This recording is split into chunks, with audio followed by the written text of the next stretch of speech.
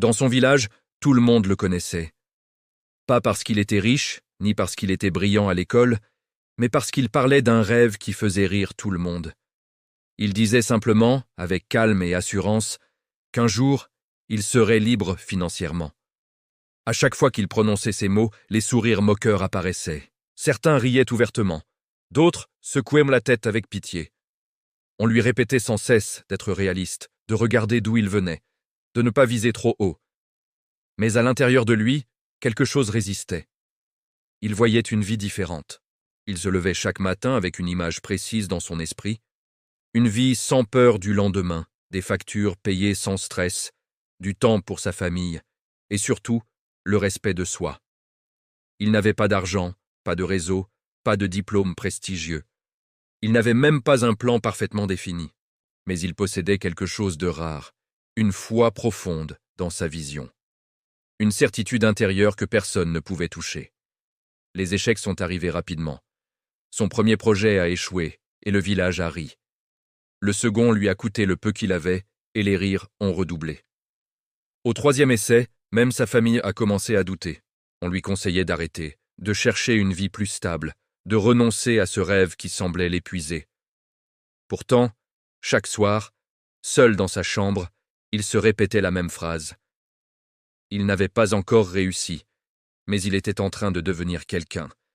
Il ne se demandait plus si ça allait marcher, mais quand, un jour, quelque chose a changé. Il a compris que les gens ne se moquaient pas vraiment de ses échecs, mais de sa vision, parce qu'ils n'en avaient pas eux-mêmes. Alors il a arrêté de parler.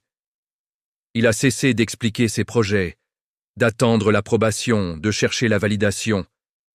Il a choisi le silence et le travail. Il a appris, observé, corrigé ses erreurs. Chaque refus est devenu une leçon, chaque chute un entraînement mental. Et chaque jour, il nourrissait son esprit avec des pensées de réussite, renforçant cette foi que rien ne pouvait briser. Puis, sans bruit, un projet a commencé à fonctionner. Rien d'extraordinaire, rien de spectaculaire, mais quelque chose de réel. Ensuite un autre, puis un troisième. L'argent est arrivé lentement, puis régulièrement. Les mêmes personnes qui riaient autrefois disaient maintenant qu'elles avaient toujours cru en lui. Mais lui savait la vérité. Il savait que la vraie victoire n'était pas l'argent, mais le fait d'avoir tenu quand personne n'y croyait. Et c'est là que tout devient clair. Le jour où le village a cessé de rire, il n'avait plus besoin de leur reconnaissance, parce qu'un bâtisseur ne demande jamais la permission de réussir. Il construit pendant que les autres parlent. Il avance pendant que les autres doutent. Il comprend que la richesse ne commence pas dans le compte bancaire, mais dans l'esprit. Alors si aujourd'hui, on se moque de ton rêve, si personne ne croit en ta vision, si tu avances seul pendant que les autres rient, c'est bon signe. Continue.